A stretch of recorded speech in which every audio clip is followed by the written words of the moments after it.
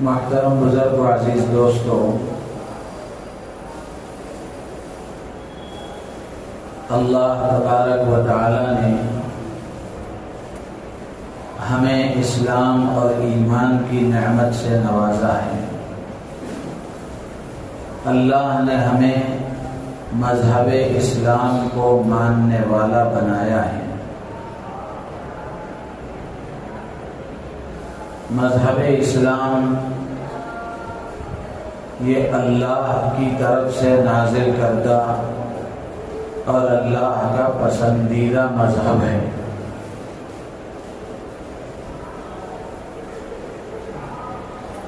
اور مذہب اسلام اور اس کی تعلیمات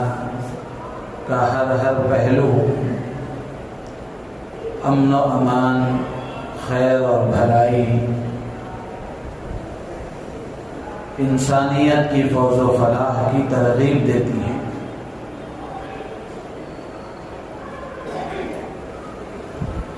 اسلام کے نام میں ہی سلامتی ہے، اس لیے کہ اسلام ایک عربی کا لفظ ہے اور یہ اسلام سلامتی سے نکلا ہے،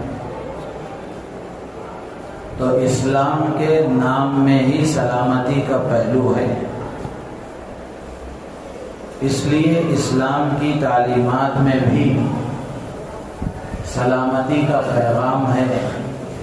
امن و امان کا پیغام ہے،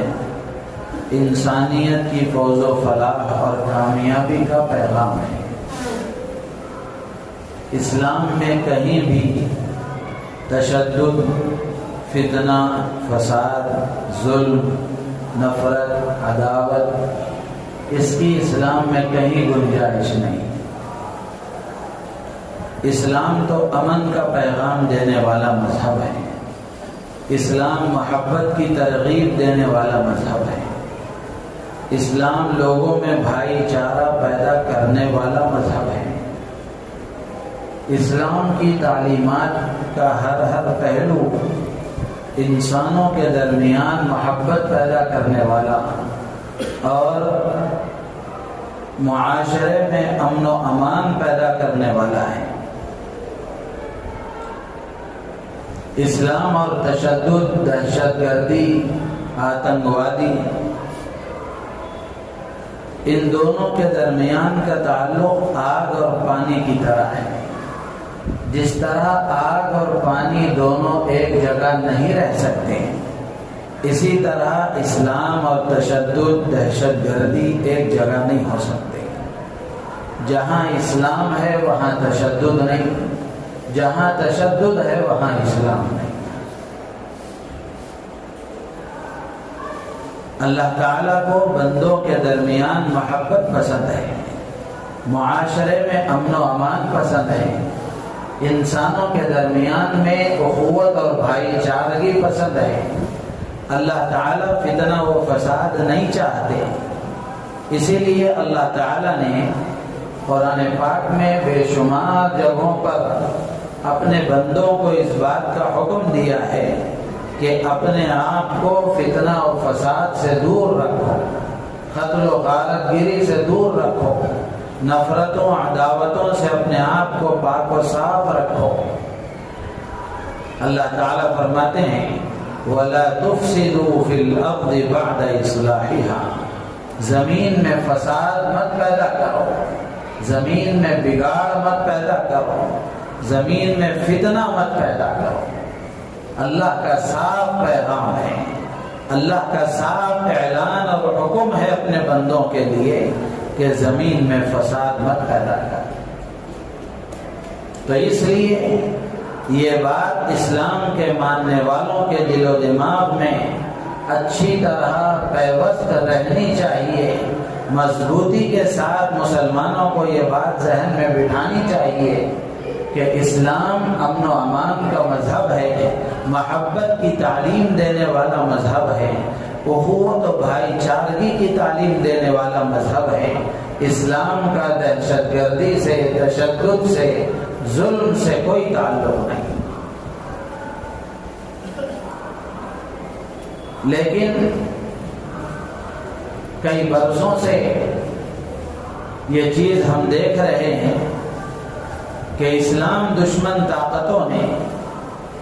انسانیت کی دشمن طاقتوں نے دہشت گردی کو اسلام کے ساتھ جوڑنے کی اور مسلمانوں کو دہشت گرد بتانے کی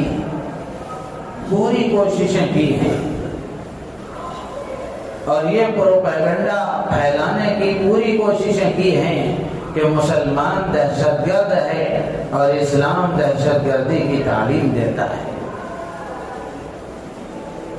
جبکہ حقیقت اس کے بالکل خلاف ہے۔ اور یہ بات حقیقت ہے کہ دہشت گردی کا کوئی مذہب نہیں، اور کوئی مذہب دہشت گردی کی تعلیم نہیں دیتا۔ کسی مذہب میں بھی دہشت گردی کے لیے کوئی جگہ نہیں۔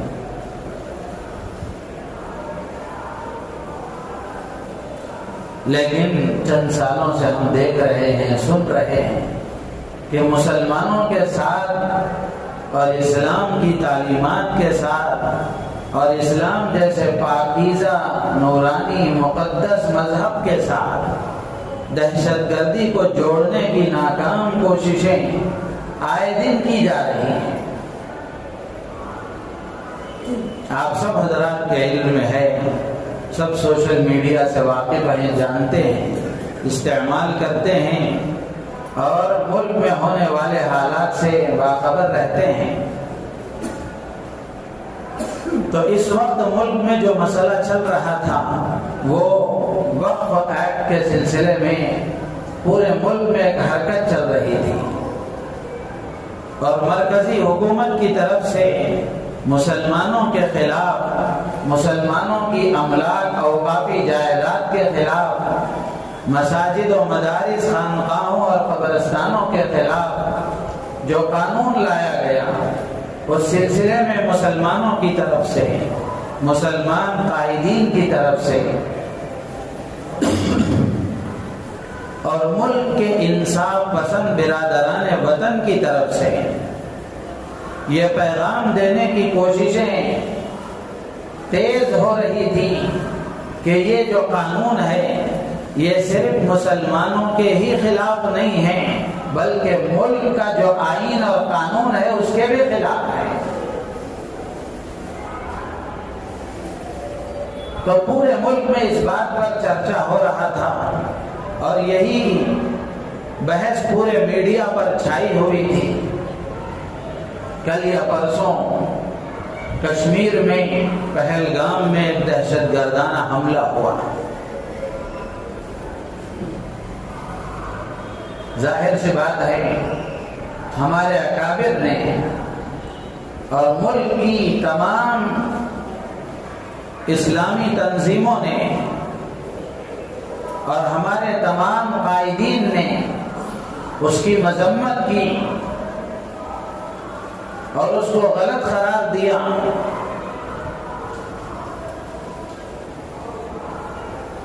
لیکن جو گودی میڈیا ہے اور ملک کا جو بکاؤ میڈیا ہے، اس پر جیسے ہی حملہ ہوا، اس حملے کو بہانہ بنا کر مسلمانوں کو دہشت گرد قرار دینے کی اور مسلمانوں کے خلاف برادران وطن کے درمیان، غیر مسلم بھائیوں کے درمیان مسلمانوں سے اور اسلام سے نفرت پیدا کرنے کی کوششیں روز بروز بڑھتی جا رہی ہیں، اور اس حملے کو اسلام کے ساتھ جوڑا جا رہا ہے، مسلمانوں کے ساتھ جوڑا جا رہا ہے، جبکہ جیسے میں نے شروع میں عرض کیا کہ دہشت گردی کا کوئی مذہب نہیں ہوتا اور دہشت گرد کا بھی کوئی مذہب نہیں ہوتا، اور کوئی مذہب تشدد اور ظلم کی تعلیم نہیں دیتا۔ تو جنہوں نے بھی یہ حملہ کیا ہے اور بے قصور اور معصوم لوگوں کی جانیں جنہوں نے لی ہیں، یقیناً وہ انصاف کے کٹہرے میں کھڑے کیے جانے کے قابل ہیں، اور حکومت کی ذمہ داری ہے کہ حکومت ان کو تلاش کر کے ان کو سزا دے، قرار واقعی تک ان کو پہنچائے۔ یہ حکومت کی ذمہ داری ہے، لیکن اس کی آڑ میں میڈیا کے ذریعے سے مسلمانوں کو بدنام کرنے کی اور مذہب اسلام کو بدنام کرنے کی جو کوششیں کی جا رہی ہیں وہ اس سے زیادہ ناقابل تسلیم ہیں، وہ اس سے زیادہ خطرناک ہیں۔ پورے ملک میں مسلمانوں کے خلاف ایک ماحول پیدا کرنے کی کوششیں کی جا رہی ہیں۔ میرے عزیز دوستو بزرگوں، ایسے ماحول میں ہم مسلمانوں کی ذمہ داری بنتی ہے کہ ہم خواب غفلت سے بیدار ہوں اور غفلت کی نیند سے جاگیں اور بیداری کا ثبوت دیں، سوشل میڈیا کے ذریعے سے اس بات کا پیغام دیں اور یہ پیغام عام کرنے کی کوشش کریں۔ خاص طور سے جو گودی میڈیا کے چینلز ہیں اس میں کمنٹ باکس میں کمنٹ میں لکھیں کہ یہ جو کام کیا جا رہا ہے یہ اس سے زیادہ خطرناک ہے اور یہ ملک میں بدامنی پیدا کرنے کی کوشش ہے اور ملک کے باشندوں کو آپس میں لڑانے کی کوشش ہے، جبکہ میڈیا یہ جمہوری ملکوں میں جمہوریت کا ایک بڑا ستون ہوتا ہے اور ملک میں جمہوریت کو باقی رکھنے کے لیے، ملک میں امن و امان کو قائم رکھنے کے لیے، غلط فہمیوں کو دور کرنے کے لیے میڈیا کا ایک بڑا اہم کردار ہوتا ہے۔ جب میڈیا ہی غلط فہمیاں پیدا کرنے لگے اور میڈیا ہی غلط باتیں پھیلانے لگے اور میڈیا ہی کو ہتھیار بنا کر اور میڈیا ہی کو استعمال کر کے نفرت کا ماحول پیدا کرنے کی کوششیں کی جانے لگیں تو پھر اس جمہوری ملکوں میں امن و امان کیسے باقی رہے گا؟ ملک کے باشندے پیار و محبت سے کیسے زندگی گزاریں گے؟ تو اس لیے میرے عزیز و دوست و بزرگوں، ہم مسلمانوں کو ہوشیار رہنا چاہیے اور مسلمانوں کو خواب غفلت سے بیدار ہونا چاہیے۔ بہت سارے مسلمان ایسے موقعوں پر احساس کمتری کا شکار ہو جاتے ہیں اور جب یہ ماحول پیدا کیا جا رہا ہے اور پیدا کرنے کی کوششیں کی جا رہی ہیں تو ایسے موقع پر جو کمزور قسم کے مسلمان ہوتے ہیں، جن کے ایمان میں کمزوری ہوتی ہے، وہ کہیں نہ کہیں اپنے اندر ایک احساس کمتری کا شکار ہو جاتے ہیں، جبکہ مسلمانوں کو اپنے حوصلے بلند رکھنا چاہیے، اپنے حوصلے مضبوط رکھنا چاہیے۔ یہ جو گودی میڈیا ہے یا پھر نفرت پیدا کرنے کی کوشش کرنے والا جو میڈیا ہے پوری حقیقت ہرگز نہیں بتاتا۔ وہاں حملہ کرنے والے دہشت گردوں نے جو حملہ کیا ہے اس کے بعد وہاں کے جو باشندے مسلمان تھے انہوں نے اپنی جان کو جوخم میں ڈال کر اپنی جان پر کھیلتے ہوئے وہاں جو ٹورسٹ کے لیے آئے ہوئے اور جو تفریح کے لیے آئے ہوئے لوگ تھے ان کی جانوں کو بچانے کی کوشش کی اور جو زخمی ہوئے تھے ان کو ہسپتالوں تک پہنچانے کی کوشش کی۔ تھوڑی دیر تک کے لیے کوئی سرکاری امداد بھی وہاں نہیں پہنچی تھی۔ وہاں کے مسلمان باشندوں نے، وہاں کے محلے میں رہنے والے مسلمانوں نے ان لوگوں کو ہسپتال تک پہنچایا، ان کی جانوں کو بچانے کی کوشش کی، لیکن گودی میڈیا یہ نہیں بتاتا۔ ایک غیر مسلم خاتون ہے، وہ انٹرویو دیتی ہوئی کہتی ہیں کہ اسلام کا اس سے کوئی تعلق نہیں ہے، ایک مسلمان بھائی نے ہی میری جان بچائی اور لے جا کر مجھے محفوظ مقام تک پہنچایا۔ اور جان گنوانے والوں میں جہاں ہمارے برادران وطن ہیں، غیر مسلم بھائی ہیں، وہیں ایک مسلمان بھی شہید ہوا ہے۔ تو میرے عزیز و دوست و بزرگوں، ایسے موقع پر ہماری ذمہ داری بنتی ہے کہ ہم بیداری کا ثبوت دیں، اپنے حوصلے بلند رکھیں، احساس کمتری کا شکار نہ ہوں، اور جو غلط فہمیاں میڈیا کے ذریعے سے پیدا کی جا رہی ہیں ان غلط فہمیوں کا ہم میڈیا کا استعمال کر کے ہی جواب دینے کی کوشش کریں۔ خاص طور سے جن چینلوں پر نفرت کا یہ ماحول پیدا کیا جا رہا ہے، اگر اگر یوٹیوب پر یا اور کسی جگہ پر آپ اس کو استعمال کرتے ہیں، اس کے کمنٹ باکس میں باقاعدہ کمنٹ کر کے لکھیں کہ یہ جو کام کیا جا رہا ہے، ملک کے باشندوں میں نفرت پیدا کرنے کی جو کوشش کی جا رہی ہے، وہ اس حملے سے کہیں زیادہ خطرناک ہے۔ تو میرے عزیز و دوست و بزرگوں، یہ میڈیا کی دہشت گردی ہے اور یہ گودی میڈیا کی دہشت گردی ہے، اس کا بھی خاتمہ ہونا چاہیے، اس کو بھی ختم کرنے کی کوشش ہونا چاہیے۔ میڈیا کے ذریعے سے ہی اس کو ختم کیا جا سکتا ہے، اسی میڈیا کے پلیٹ فارم پر اس کو جواب دیا جانا چاہیے۔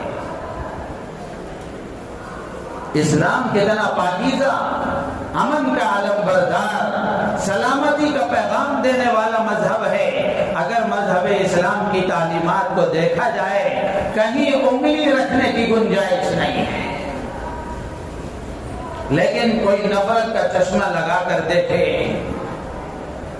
کوئی عداوت کی آنکھوں سے دیکھے تو ظاہر سی بات ہے اس کو تو خامیاں ہی نظر آئیں گی۔ عربی کا ایک شاعر کہتا ہے وَعَيْنُ الرِّضَا عَنْ كُلِّ عَيْبٍ قَلِيلًا وَعَيْنُ السَّقْطِ تُبْدِي الْمَصَابِيَا۔ بہت پہلے ہم نے کتاب میں پڑھا تھا، عربی کا ایک شاعر کہتا ہے رضامندی کی آنکھ ہر عیب کو چھپا دیتی ہے۔ آدمی کو جس سے دوستی ہوتی ہے، جس سے تعلق ہوتا ہے، جس سے محبت ہوتی ہے، اس کی برائیاں بھی اچھی لگتی ہیں،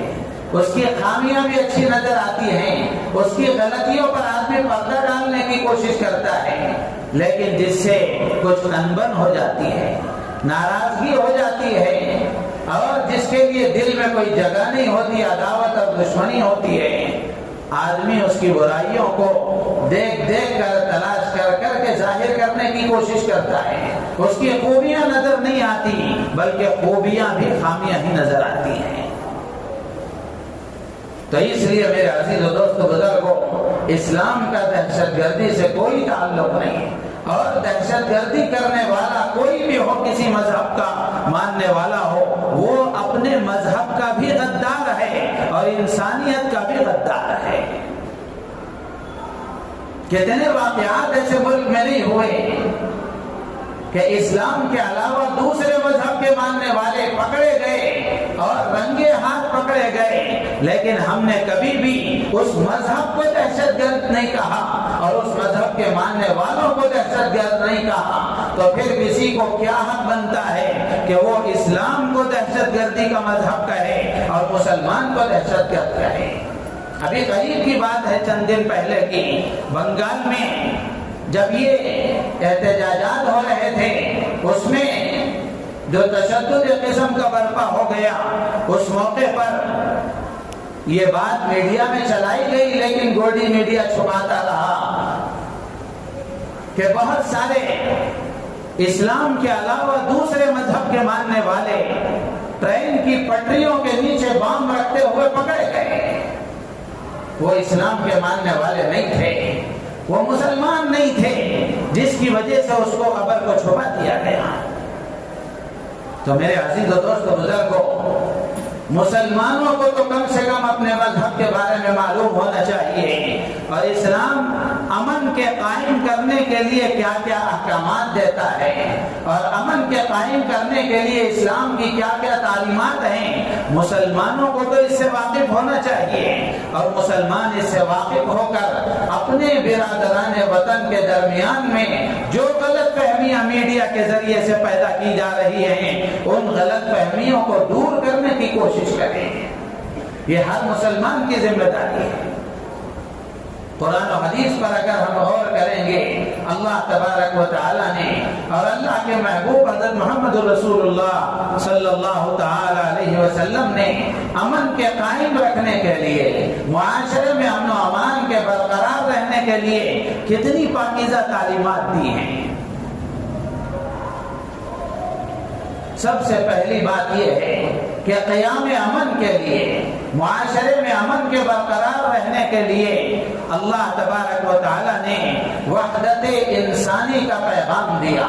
تمام انسانوں کے درمیان میں وحدت کا پیغام دیا۔ قرآن میں اللہ تعالیٰ نے سورہ حجرات میں فرمایا یا ایھا الناس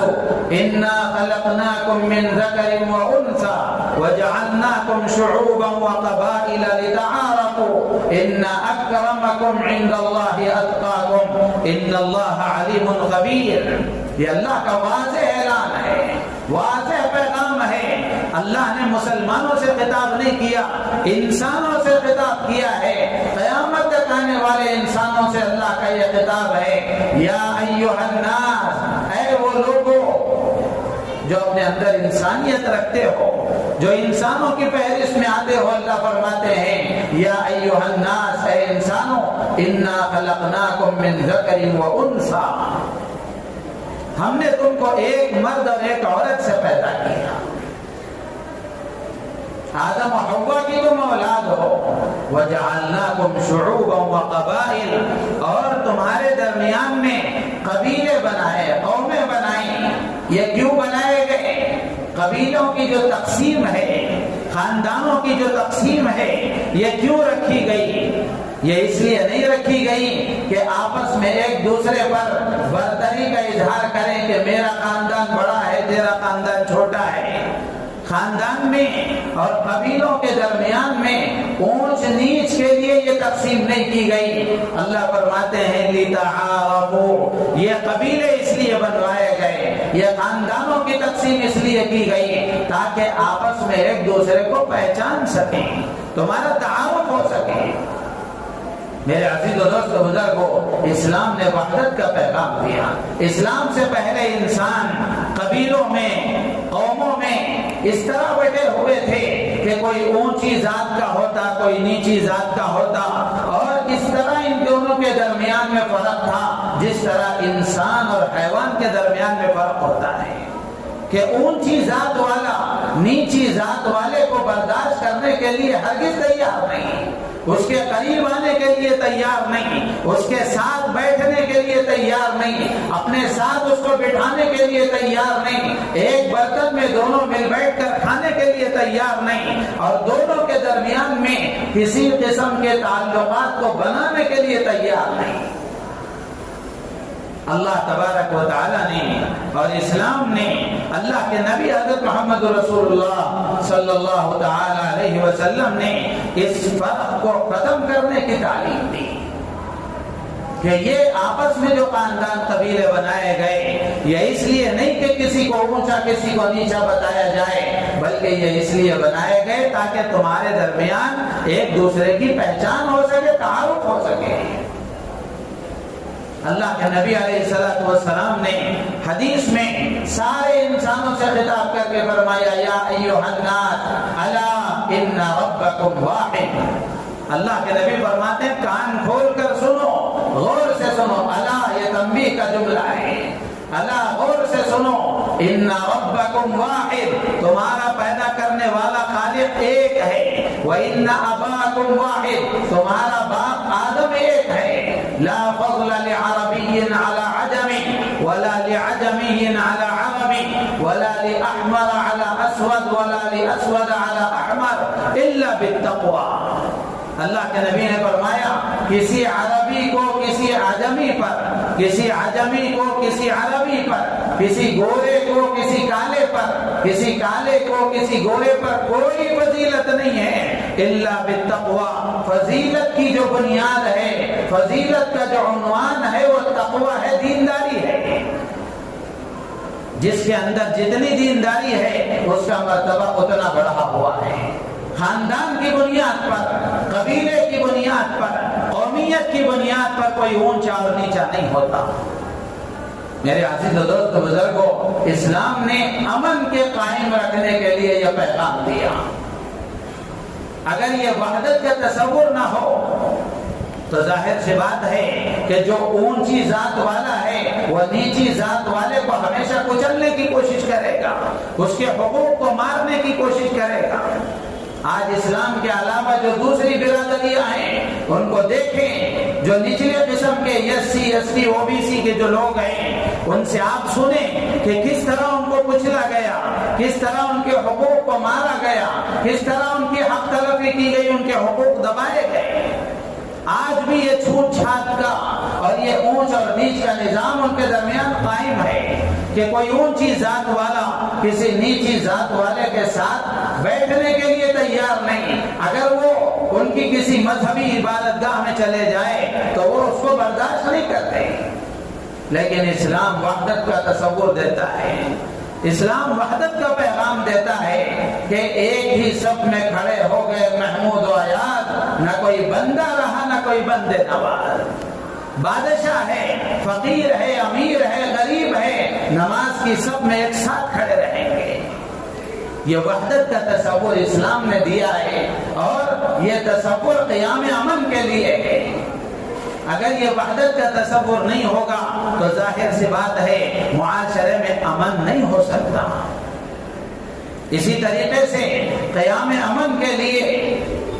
اللہ تبارک و تعالی نے اور مذہب اسلام نے حقوق اور فرائض بتائے.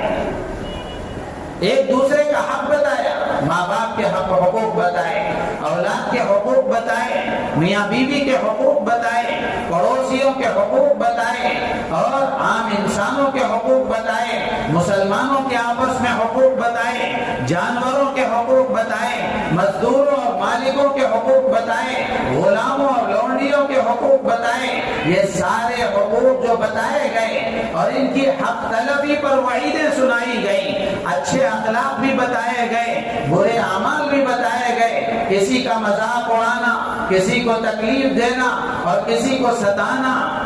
کسی کو برے لقب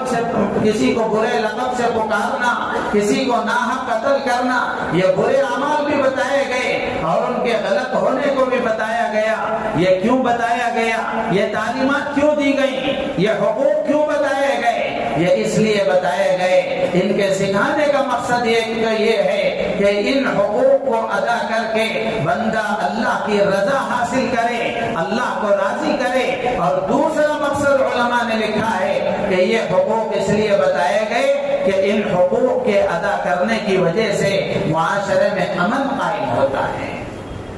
ظاہر سی بات ہے کہ جہاں حقوق ادا کیے جائیں وہاں محبتیں ہوتی ہیں اور جہاں حقوق دبائے جاتے ہیں، حق تلفی کی جاتی ہے، وہی نفرتیں پیدا ہوتی ہیں، عداوتیں جنم لیتی ہیں اور آپس میں ایک قسم کا لڑائی اور جھگڑے کا ماحول پیدا ہوتا ہے. تو میرے عزیز و دوست بزرگوں، اسلام نے قیام امن کے لیے حقوق بتائے، حکومتوں کے بھی حقوق بتائے، بادشاہوں کے اور حکومتی اہلکاروں کے حقوق بتائے کہ ان کی رعایا کے ساتھ کیا حقوق ہیں، اور رعایا کو بھی بتایا کہ بادشاہوں کے اور جو حاکم ہیں ان کے کیا حقوق ہیں. جب یہ حقوق آپس میں ادا ہوں گے تو معاشرے میں امن آئے گا. تو اسلام نے قیام امن کے لیے حقوق کی تعلیم دی ہے اور حقوق کو ادا کرنے کی ترغیب دی ہے. اس پر فضیلتیں بیان فرمائی ہیں، اس پر اللہ نے وعدے بیان فرمائے ہیں اور ان حقوق کو ادا نہ کرنے پر وعیدیں بتائی ہیں، ان کے نقصانات بتائے ہیں، ان پر عذابات بتائے گئے ہیں اور ان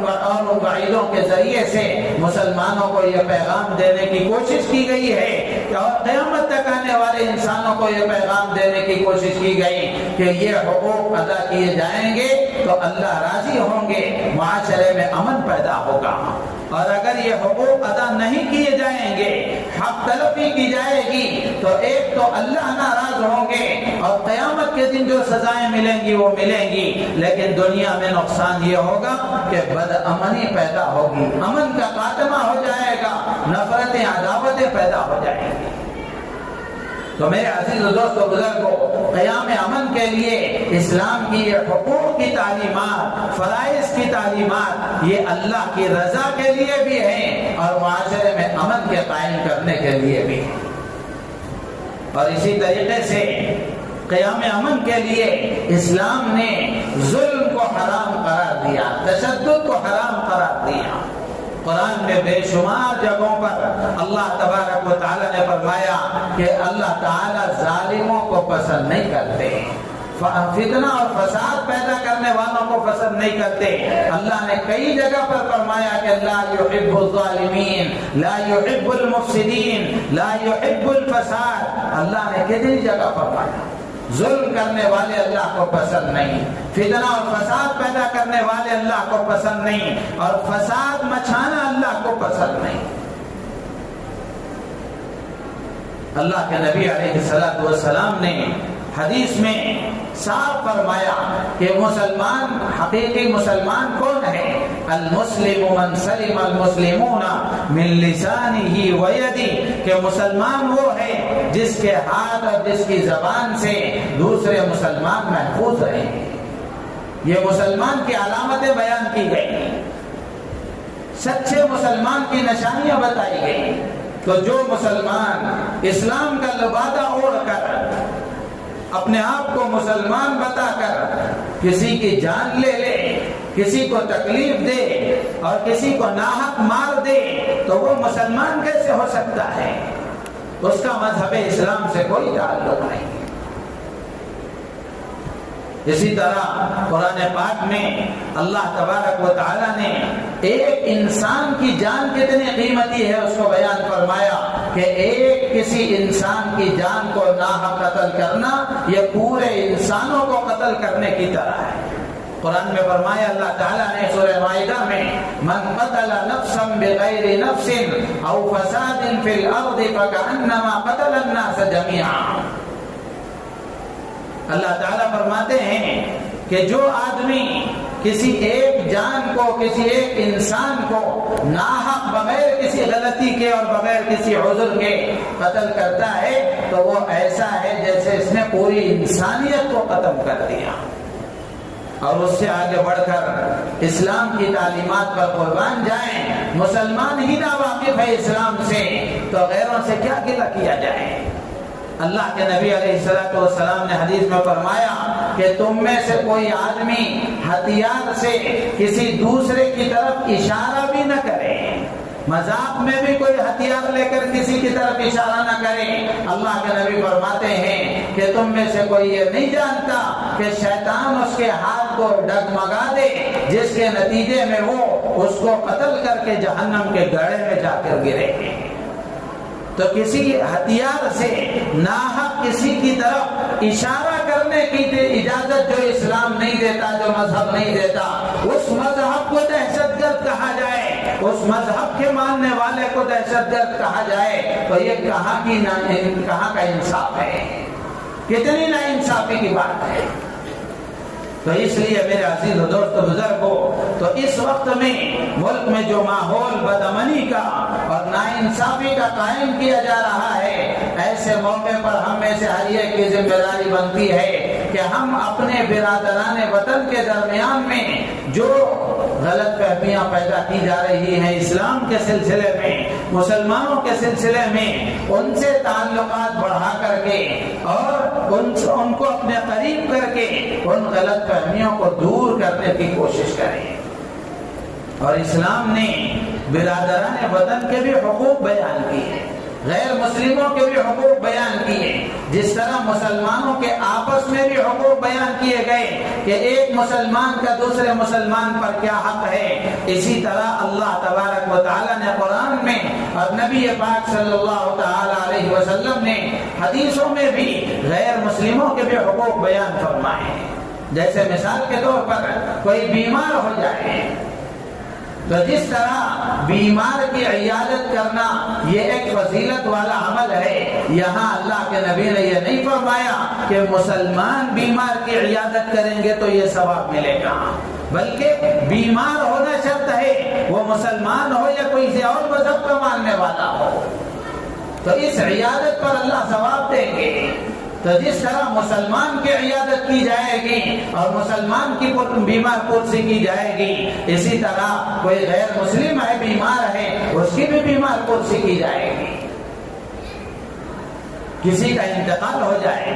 جس طرح تعزیت کرنا مسنون ہے اس پر فضیلتیں بیان کی گئی ہیں، یہاں اللہ کے نبی نے یہ نہیں فرمایا کہ صرف مسلمان کی تعزیت کی جائے، بلکہ جس طرح تسلی کے دو بول تعزیت کہتے ہیں تسلی دینے کو، کہ جس طرح آدمی مسلمان کی تعزیت کرتا ہے اسی طرح غیر مسلم کی بھی تعزیت کرے گا، اس پر بھی اجر و ثواب ملے گا۔ ہاں اتنی بات ہے کہ ان کا جو مذہبی عمل ہے اس مذہبی عمل میں تو مسلمان شریک نہیں ہو سکتا، لیکن اس کے بعد میں ان کے گھر جا کر کسی کا باپ انتقال کر گیا، کسی کا بیٹا انتقال کر گیا یا کسی کا عزیز دنیا سے رخصت ہو گیا، آدمی کسی غیر مسلم بھائی کے گھر جا کر ان کو تسلی دیتا ہے، تسلی کے تو بولتا ہے، اسلام اس سے منع نہیں کرتا بلکہ اس کی تعلیم دیتا ہے۔ اسی طرح کوئی آدمی پریشان حال ہے، مصیبت زدہ ہے، مصیبت میں گرفتار ہے، اگر آدمی اس کی مدد کرے تو یہ صرف مسلمان ہی کی نہیں بلکہ کوئی غیر مسلم پریشان حال ہے، آپ اپنی ذات سے اس کا تعاون کر سکتے ہیں، مال کے ذریعے سے، اپنی وجاہت اور اپنے منصب کے ذریعے سے، یا پھر اپنے بدن اپنے اعضاء کے ذریعے سے، کسی بھی ذریعے سے آپ اس کا تعاون کر سکتے ہیں۔ جس طرح مسلمان کے تعاون پر اجر و ثواب ملے گا اسی طرح اس برادران وطن غیر مسلم بھائی کے تعاون پر بھی اجر و ثواب ملے گا۔ تو یہ اسلام کی تعلیمات ہیں، جو اسلام کی تعلیمات کا ہر پہلو یہ امن کی تعلیم دیتا ہے،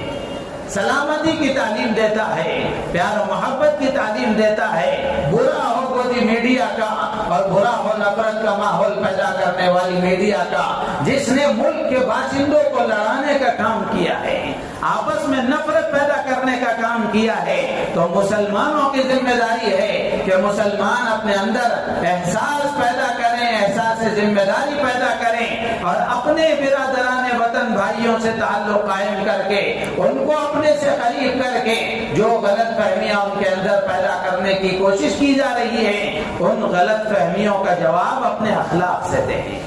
اپنے اخلاق سے دیں۔ پڑوسی ہے، کاروبار کے اعتبار سے تعلق والا ہے، جان پہچان ملنے والا ہے، اسکول اور کالجوں میں ساتھ پڑھنے والے ہیں، ان سے تعلق قائم کریں، ان کو اپنے قریب کریں اور اپنے اخلاق کے ذریعے سے ان کے اندر جو غلط فہمیاں پیدا کرنے کی کوششیں کی جا رہی ہیں ان غلط فہمیوں کو دور کرنے کی کوشش کریں۔ اس وقت کا یہ سب سے بڑا فریضہ مسلمانوں کا ہے، سب سے بڑی ذمہ داری ہے۔ تو میرے عزیز و دوست و بزرگوں، یہی ایک بات اس وقت کی جو عرض کرنے کی تھی وہ یہی کہ اسلام کے ساتھ اور مسلمانوں کے ساتھ جو دہشت گردی کو جوڑنے کی کوششیں کی جا رہی ہیں، مسلمان اس موقع پر اپنی ذمہ داری کا احساس کرتے ہوئے میڈیا کا استعمال کرتے ہوئے اس کا جواب دیں اور ان کے جو کمنٹ باکس ہیں یوٹیوب وغیرہ کے یا پھر فیس بک وغیرہ پر اس میں اپنی رائے ضرور لکھیں اور دیں کہ اس موقع پر جو کام میڈیا کو کرنا چاہیے تھا، میڈیا وہ کام کرنے کے بجائے ملک کے اندر خانہ جنگی پیدا کرنے کی کوشش کر رہا ہے، ملک کے باشندوں کو لڑانے کی کوشش کر رہا ہے۔ ایسے موقع پر جہاں ہماری ذمہ داری ہے وہیں حکمران طبقے کی، حکومتوں کی بھی ذمہ داری ہے، اس لیے کہ حکومت ہی کی ذمہ داری ہے رعایا کے درمیان امن و امان باقی رکھنا، باشندوں کے درمیان محبت باقی رکھنا، بھائی چارے کا ماحول بنائے رکھنا، یہ حکومت کی ذمہ داری ہے۔ تو حکومتوں کا بھی فرض بنتا ہے کہ جو میڈیا اور جو چینل نفرت پیدا کرنے کی کوشش کر رہے ہیں ان کے خلاف کارروائی کی جائے اور ان کو کسی طرح انصاف کے کٹہرے میں کھڑا کیا جائے۔ اگر یہ کام حکومتیں کرتی ہیں تو پھر وہ اپنی ذمہ داری کو صحیح ادا کرنے والی ہیں، اگر حکومتیں اس کو نظر انداز کرتی ہیں تو پھر اس میں وہ بھی برابر کے شریک ہیں، وہ بھی برابر کے شریک ہیں۔ تو اس لیے میرے عزیز و دوست و بزرگوں، اس موقع پر ہم میں سے ہر ایک کو اللہ کی طرف متوجہ ہونے کی بھی ضرورت ہے اور اپنی ذمہ داریوں کو پہچان کر ان ذمہ داریوں کو ادا کرنے کی کوشش کرنے کی بھی ضرورت ہے۔ اللہ تعالیٰ سے دعا ہے اللہ تعالیٰ ہم سب کو ان باتوں پر عمل کی توفیق عطا فرمائے، ہماری نیتوں میں اخلاص پیدا فرمائے۔ آمین وآخر دعوانا ان الحمد للہ رب العالمین۔